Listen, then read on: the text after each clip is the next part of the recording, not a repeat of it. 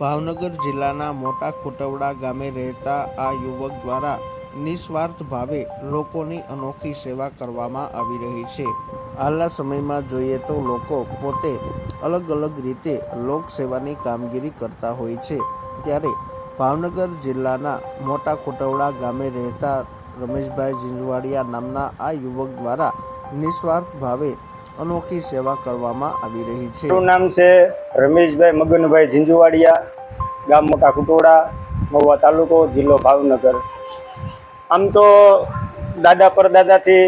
મજૂરી કામ જ ખેતી હારે સંકળાયેલા છે, પણ 2021 આજુબાજુ જ્યારે હું પોતે સરકારી કચેરીમાં જ્યારે હેરાન થયો સામાન્ય કામ બાબત, તો ભાઈ રેશન કાર્ડમાં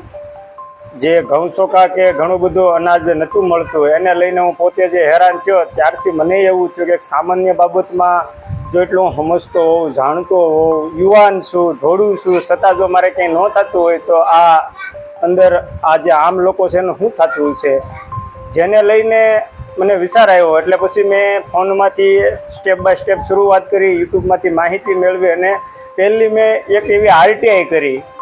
કે ભાઈ ખરેખર સરકાર દ્વારા જે અનાજનો જથ્થો આપવામાં આવે છે એ કેટલી માત્રામાં અને શું એના માપદંડો છે અને શું લાભાર્થીને કઈ રીતે એ ફાળવણી કરવામાં આવે છે,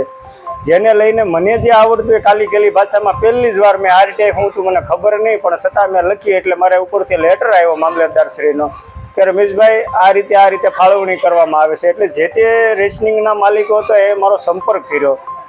ગામના હતા ને અન્ય ગામના હતા, અને એ લોકોએ કીધું કે રમેશભાઈ જે કાંઈ હોય એ તમે કહો। એટલે મેં એને એક શબ્દ એવી રીતના તેથી બોલેલો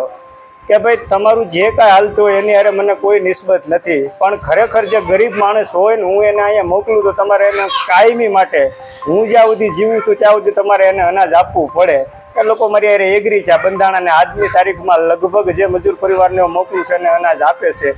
ત્યાંથી મને એવું જાણવા મળ્યું કે ઠેક વસ્તુ ખરેખર સાચી છે, પણ આપણને કોઈ વસ્તુની ખબર નથી। સ્ટેપ બાય સ્ટેપ આવી રીતે બધા ઘણા બધા કામ કરેલા છે, એટલે આવા ઘણા બધા આવા કામો હતા। એટલે પછી સ્ટેપ બાય સ્ટેપ અમને જાણવા મળ્યું, જ્યાં સુધી મને માર્ગદર્શન ત્યાં સુધી મેં સારા કોઈ અધિકારી, નોકરિયાત, સારા માણસો, રાજકીય આગેવાની સલાહ લઈને, હું કોઈ પક્ષનો માણસ નથી,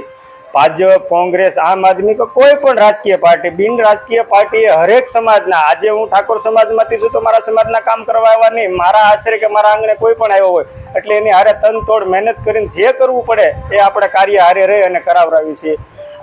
આજે મહુવા તાલુકાનું ખોટવડા ગામ છે, એ ગામની અંદર વિચરતી વિમુક્ત જાતિના લોકો ઘણા બધા રહે કે સરકારે જેને સમાવેશ કરેલો છે વિચરતી વિમુક્ત જાતિમાં, એવા લોકોના લગભગ મને જ્યાં સુધી ખ્યાલ છે ને હું જાણું છું ત્યાં સુધી 18 થી 20 જણાના પંડિત દીનદયાળ આવાસ યોજનાની અંદર ફોર્મ ભરેલા છે, કે એને આપણે કહીએ કે આ રીતે સાઈડ ચાલુ થી તમે ફોર્મ ભરી દે, એ લોકો ફોર્મ ભરી દે, ડોક્યુમેન્ટ અપલોડ કરી દે, પછીનું કામ આવે જિલ્લા નિરીક્ષક, જે કોઈ જિલ્લો આવતો હોય ભાવનગર, અમલી કે વગેરે જિલ્લામાં, એ લોકો નિરીક્ષક કરી જાય અને એમ કહે કે ભાઈ તમારે આમ છે તેમ છે, તો એનો અમે યોગ્ય રસ્તો કાઢી અને ફરીવાર ડોક્યુમેન્ટ અપલોડ કરાવી। એવા અત્યારે મજૂર પરિવાર, ખરેખર જે ઝૂંપડીમાં કે કાચા મકાનમાં રહેતા એવા 18 થી 20 પરિવાર આ ગામની અંદર એના અત્યારે ઓલરેડી આજની તારીખમાં છેલ્લે ભરાઈ ગયેલા છે। એટલે હું તો માત્ર નિમિત્ત છું, પણ સરકાર એને યોજનાનો લાભ કઈ રીતે આપે અને એ લોકોને જાગૃતતા હતી ને, એટલે મેં એને પૂરું માર્ગદર્શન અપાવી આ યોજનાના લાભ અપાવી। 18 થી 20 જણાના આવાસ પાકા બની ગયેલા છે। તાજેતરમાં જ આપણે જેસર તાલુકાનું શાંતિનગર ગામ છે, અશોકભાઈ બાલાભાઈ પાટડિયા કરીને કોઈ વ્યક્તિએ મારો સંપર્ક કરેલો વોટ્સએપથી કે ફોનથી કે ભાઈ આ રીતે મારે હું ઘણા સમયથી કાચા મકાનમાં કે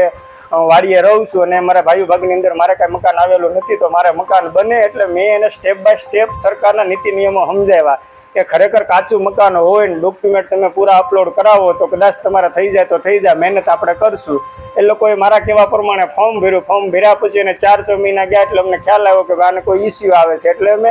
ભાવનગર મદનીશ ડોડિયા સાહેબનો સંપર્ક કર્યો કે ભાઈ સાહેબ ખરેખર માણસ જે છે લાભાર્થી ખરેખર લાયક છે, પણ હવે એને કોઈ બાય મિસ્ટેકના હિસાબે ડોક્યુમેન્ટમાં પ્રોબ્લેમ રહી જાય, એટલે ડોડિયા સાહેબે તે સારા કર્મચારી સરકારી એણે અમને માર્ગદર્શન આપ્યું કે રમેશભાઈ આવી રીતે અપલોડ કરાવો। એ ડોક્યુમેન્ટ અપલોડ કરાવ્યા 8 દિવસમાં કે ટૂંકમાં 10 દિવસ પહેલાં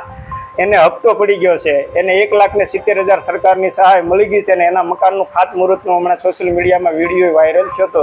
ઘણા બધા આવા અમે કામો કરેલા છે।